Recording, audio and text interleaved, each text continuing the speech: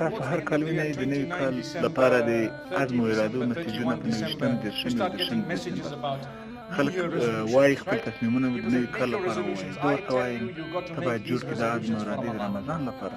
ته باید په داسې حال کې له روژې څخه راووځې چې ته هماغه کس نه وې چې روژې ته داخل شوې. روژه لکه ژورې اوبه داسې دي، ته ور دننه شوې ټول خیرې دې پاک شول، ترې راووتې پاک سوتره، باید پاکیزه شوی وي، نه شیطانېده، ځکه شیطان خو کلک تړل شوی و. صحیح، ته داخلېږي او ترې راوځې. او کله چې د روژې میاشت راباندې تېره شي ته باید احساس وکړې د تغییر شوي شخص، لکه حج ته چې ځې ته د حج څخه راځې بخښل شوی. قبول شوی حج نښانې څه دي؟ په حقیقت کې چې ستا ژوند تغییر کړی وي. که ستا ژوند تغییر نه دی کړی شاید فرض ادا شوی وي خو ستره ګټه ترلاسه نه شوه. همداسې ویل شوي رمضان او روژې ته.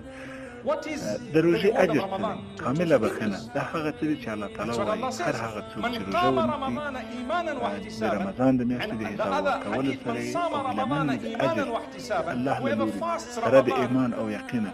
او هر هغه څوک چې ولاړ شي لمانځه ته په دې میاشت کې د ایمان او یقین سره، نو الله وایي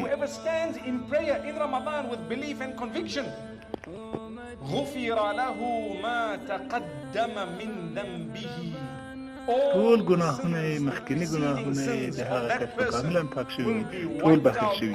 همداسې لکه حج، څوک چې ولاړ شي حج ته بېرته به داسې پاک راشي لکه د مور څخه چې زېږېدلی وي. څه معنا؟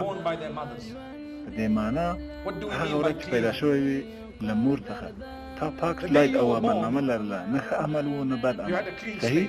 او اما کله چې ولاړې حج ته او بخښنه دې د الله وغوښته او بېرته پاک راغلې، په دې معنا ستا ټول ښه اعمال شته، ای به نه وي پاک شوي. دا داسې نه دي لکه الله چې ویلي وي ته حج وکړه راشه هر څه مو پاک کړم او شروع له پاک سلاید او عملنامې سره وکړه. زه پاک سلاید نه غواړم، زه پاک سلاید غواړم د ښو اعمالو چې ما مخکې کړي، او زه غواړم د الله چې قبول یې کړي.